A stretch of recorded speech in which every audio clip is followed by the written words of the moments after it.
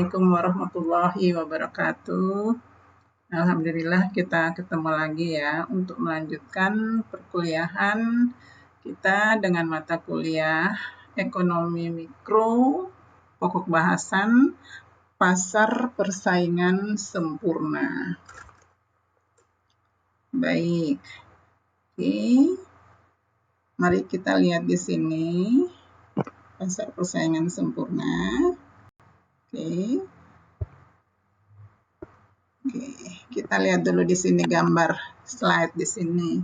Itu terlihat gambar suasana di pasar. Banyak orang yang sedang menjual, sedang berbelanja, jadi suasana keramaian di pasar. Ini biasanya disebut pasar persaingan sempurna. Tuh yang jual jeruk bersebelahan ada 3 lapak, pisang bersebelahan. Pasar persaingan sempurna ya. Kita lihat slide berikut lagi. Nah, kita lihat di sini faktor-faktor yang membedakan bentuk pasar. Jadi kita akan pelajari tentang bentuk pasar ya. Jadi ada pasar persaingan sempurna, ada pasar monopoli, ada pasar oligopoli, dan pasar persaingan monopolistik. Pokok bahasan hari ini adalah pasar persaingan sempurna. Tadi slide yang ilustrasi tadi terlihat gambar suasana di pasar. Jadi di pasar itu biasanya di los atau lorong yang menjual sayur, semua sayur yang sama. Antara produsen yang satu dengan produsen yang lain bersebelahan menjual sayur yang sama. Sayurnya ada macam-macam sayur tapi sama semua. Kemudian kalau di los atau di gang beras, semua menjual beras. Bisa 10 sampai 20 pedagang atau produsen yang menjual beras yang sama semua, sama berasnya. Begitu juga dengan di tempat los daging, misalnya semua jualan daging yang sama. Itu yang dikatakan pasar persaingan sempurna ya. Jadi kita lihat faktor-faktor yang membedakan bentuk pasar. Yang pertama ciri-ciri barang yang dihasilkan. Ciri-ciri barang yang dihasilkan itu dapat membedakan bentuk pasar. Kemudian banyaknya perusahaan dalam industri. Yang ketiga adalah tingkat kesulitan perusahaan baru dalam memasuki pasar. Itu juga dapat membedakan bentuk pasar. Yang berikut adalah besarnya kekuasaan perusahaan atau firm di dalam pasar. Jadi ada 4 ciri ini yang dapat membedakan bentuk pasar. Bentuk pasar itu apa saja? Nah, nanti ini salah satu bentuk pasar tadi adalah pasar persaingan sempurna. Sebelum kita masuk kepada bentuk pasar, kita lihat dulu apa itu firm dan apa itu industri. Supaya nggak salah tafsir, tidak membingungkan ya. Apa itu firm dan apa itu industri?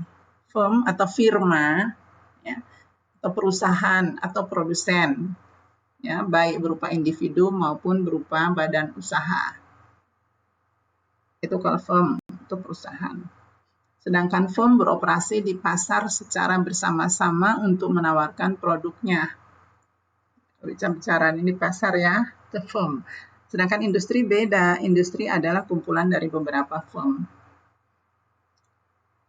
Ya, kumpulan dari beberapa firm itu disebut industri. Jadi di situ ada beda antara firm dan industri. Oke, kita pahami itu dulu. Karena di sini di ciri-ciri keempat adalah besarnya kekuasaan perusahaan atau firm di dalam pasar. Sedangkan ciri kedua adalah banyak perusahaan dalam industri.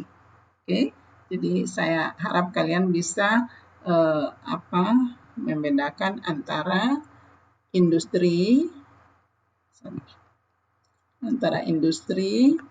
dan firm. Ya. Nah, beda antara industri dan firm itu di sini yang sudah saya jelaskan tadi ya. Oke. Kalau firm itu adalah berupa individu maupun badan usaha. Oke, individu maupun badan usaha. Tetapi kalau industri adalah kumpulan dari firm. Ulangi tadi ya, tolong dipahami baik-baik supaya enggak salah. Oke, kita masuk ke fungsi pasar. Apa itu pasar? Pasar itu adalah ada yang mengatakan tempat bertemunya produsen dan konsumen, ya. Apalagi zaman sekarang pasar itu sudah pasar yang yang online, itu juga pasar. Jadi pasar ini adalah organisasi jual beli yang dilaksanakan dengan cara apapun, dimanapun. Oke. Tidak harus terjadi dalam satu tempat. Oke. Jadi sekarang kita sudah lihat banyak sekali organisasi jual beli. Apalagi dikaitkan dengan keadaan sekarang, itu organisasi jual beli sekarang ini lebih banyak menggunakan jasa online. Fungsinya apa? Fungsi pasar ya. Fungsi pasar itu yang pertama adalah sebagai pembentuk nilai. Pembentuk nilai. Apa itu pembentuk nilai? Yaitu tempat disepakatinya harga produk. Sepakat harga produk. Yang disebut tempat sebagai penentu nilai. Fungsi pasar pertama adalah sebagai penentu nilai. Oke. Yang kedua sebagai pengorganisasian produksi, yaitu bagaimana memproduksi output yang paling efisien.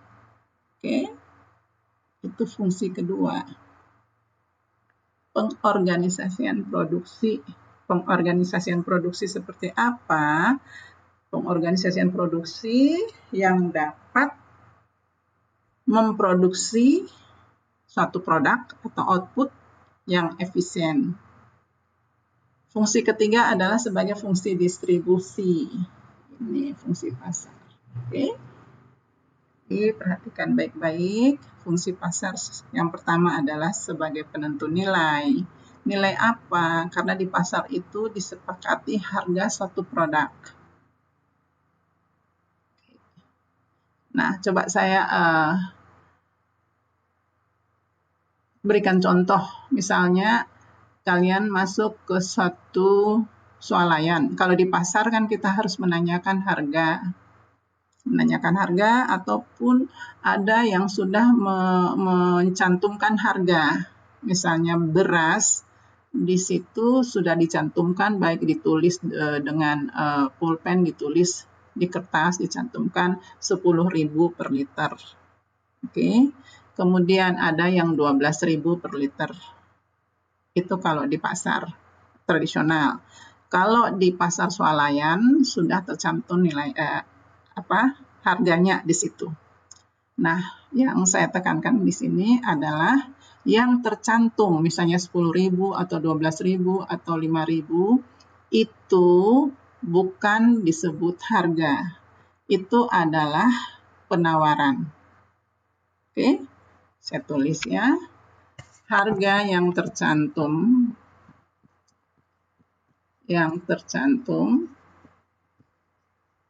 pada suatu produk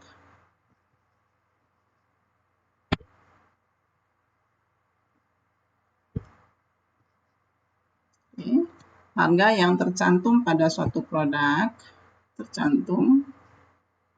itu adalah penawaran.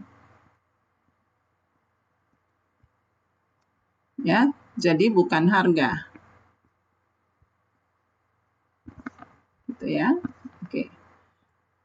Fungsinya sebagai harga apabila sudah dibeli. Harga apabila sudah dibeli oleh konsumen. Gitu ya. Oke. Jadi kalau masih kalian lihat-lihat 10.000 itu harganya 10.000, sebenarnya kalau secara belajar ekonomi itu bukan harganya 10.000, penawarannya 10.000.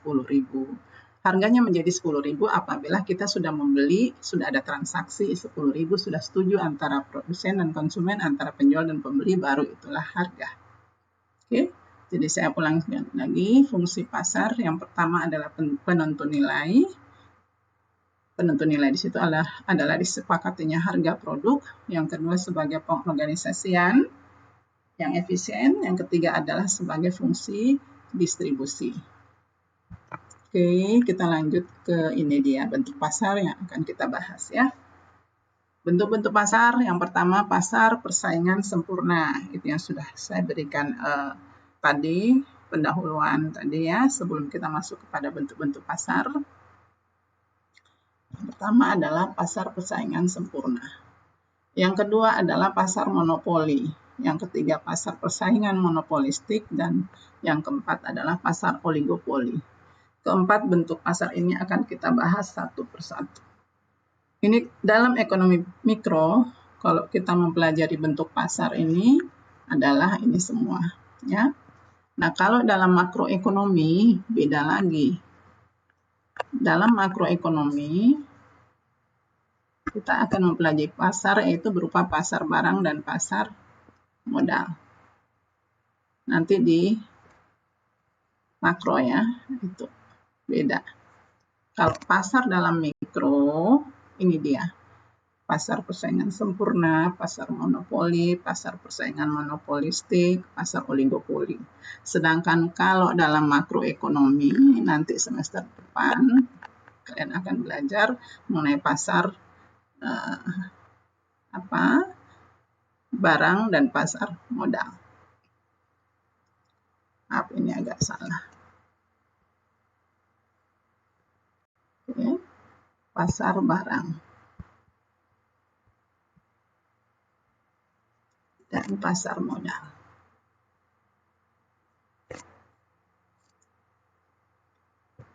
Baik, jadi ada 4 bentuk pasar ya. Kita masuk kepada bentuk pasar pertama dulu.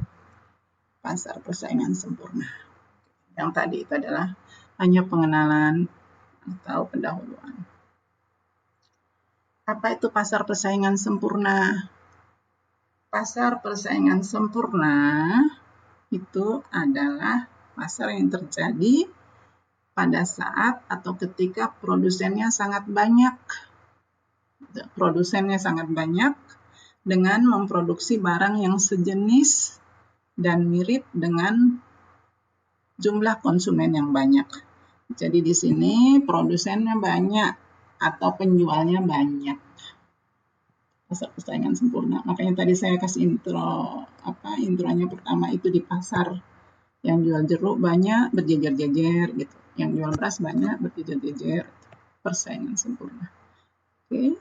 Dan produknya sejenis dan mirip. Produknya sejenis dan mirip. Oke. Produknya sejenis dan mirip. Kemudian konsumennya juga banyak. Itu pasar persaingan sempurna.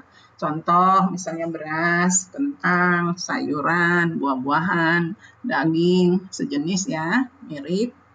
Telur, semua sama telur, gitu ya. Produsennya banyak, artinya yang menjual banyak, dan juga konsumennya banyak, yang membeli juga banyak. Oke, nah, banyak contohnya. Itu yang disebut pasar persaingan sempurna. Oke, cirinya seperti apa? Ciri-ciri pasar persaingan sempurna. Oke, ciri-ciri pasar persaingan sempurna. Jumlah penjual dan pembeli banyak. Kalau cuma pembeli banyak, bukan pasar persaingan sempurna. Oke, kalau cuma penjual banyak, bukan pasar persaingan sempurna. Jadi, jumlah penjual dan pembelinya banyak.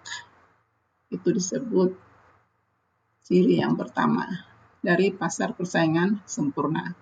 Kemudian barang yang dijual sejenis, serupa, dan mirip satu sama lain atau homogen. Contoh tadi ya beras, kentang, telur, daging, ikan. Penjual bersifat mengambil harga atau price taker. Ingat ya, ini penjual hanya sebagai price taker. Penjualnya hanya sebagai price taker. Harga ditentukan melalui mekanisme pasar. Ini ya. Jadi harga ditentukan melalui mekanisme pasar, yaitu kekuatan dari demand dan supply. Itu di pasar persaingan sempurna, ingat itu ya. Jadi penjual itu cuma bersifat pengambil harga, bukan penentu harga. Yang menentukan harga adalah produsen dan konsumen, atau kekuatan permintaan dan penawaran, kekuatan demand dan supply, itu yang menentukan harga. Penjual hanya bersifat mengambil harga. Posisi tawar konsumen sangat kuat. Oke. Di sini di pasar persaingan sempurna ini biasanya adalah tawar-menawar. Posisi tawar dari konsumen sangat kuat. Produsen sulit memperoleh keuntungan di atas harga rata-rata. Jadi sulit memperoleh keuntungan di atas rata-rata. Ini kalau pasar persaingan sempurna nggak bisa. Di pasar harga beras orang sudah tahu semua harga beras 10.000 seliter, ya udah 10.000 seliter, nggak bisa produsen menjual harga di atas itu lagi. Jadi keuntungannya tidak bisa di atas rata-rata. Saya ulang sekali lagi ya, ciri pasar persaingan sempurna.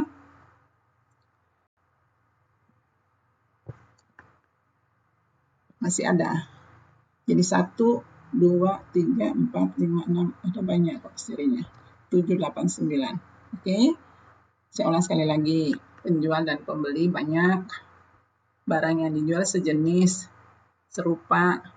Jadi homogen ya barang yang dijual. Penjual hanya sebagai price taker.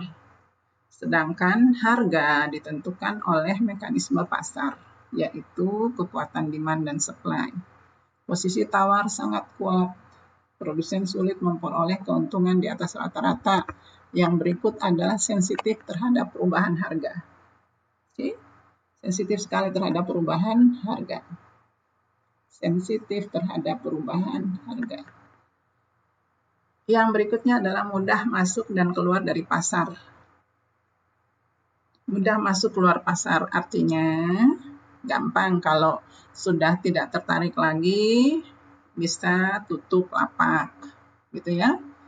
Kemudian ingin buka lapak lagi, buka lagi kios maksudnya gitu. Jadi mudah untuk masuk dan keluar. Nggak ada larangan, nggak ada aturan ya kalau untuk pasar persaingan sempurna. Kemudian satu lagi bahwa pembeli memiliki pengetahuan yang sempurna mengenai pasar. Ini tadi pasar persaingan sempurna. Jadi ciri-cirinya itu nggak bisa dibohongin. Pembeli tahu kualitas barang gitu ya. Pembeli tahu harga barang. Jadi pembeli memiliki pengetahuan yang sempurna mengenai pasar. Ada 9 ciri dari pasar persaingan sempurna. Nah, kita lanjut ke terbentuknya harga. Bagaimana terbentuknya harga di pasar persaingan sempurna? Oke, jadi setiap perusahaan hanya bertindak sebagai pengambil harga. Tadi ya, produsen hanya sebagai pengambil harga. Perusahaan atau produsen ya. Perusahaan atau produsen hanya sebagai price taker, bukan penentu harga. Oke. Harga ditetapkan berdasarkan interaksi supply dan demand. Jadi di sini price maker, produsen. Produsen itu sebagai price taker.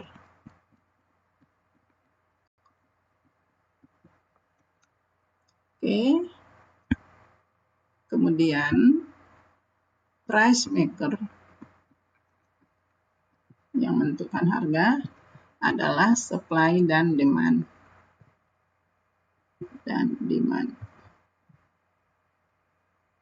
Oke.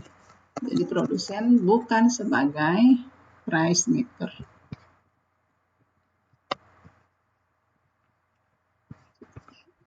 Tidak sebagai price maker ya. Kekuatan harga ditentukan berdasarkan kekuatan supply dan demand. Ini ya. Oke. Kemudian kenaikan harga di atas harga pasar. Oke. Kalau produsen menaikkan harga sehingga harga itu berada di atas harga pasar, maka barangnya tidak laku. Jadi nggak gampang menaikkan harga. Oke. Nah, kalau harganya diturunkan sampai di bawah harga pasar, bisa jadi akan rugi. Ini yang terbentuknya harga di pasar persaingan sempurna. Jadi tidak bisa mengambil keuntungan di atas keuntungan rata-rata. Naikin harga nggak laku kalau ada 10 pedagang beras yang menjual beras yang sama, tiba-tiba salah satu pedagang beras menaikkan harga berasnya, pasti harga beras yang mahal tidak akan laku. Kalau mau laku banyak, misalnya turunkan harga, ya resikonya akan rugi, begitu ya. Itu mengenai pasar persaingan, terbentuknya harga di pasar persaingan sempurna. Ini part 1 sampai di sini dulu. Nanti kita lanjutkan ke part 2 ya. Ini masih pendahuluan aja.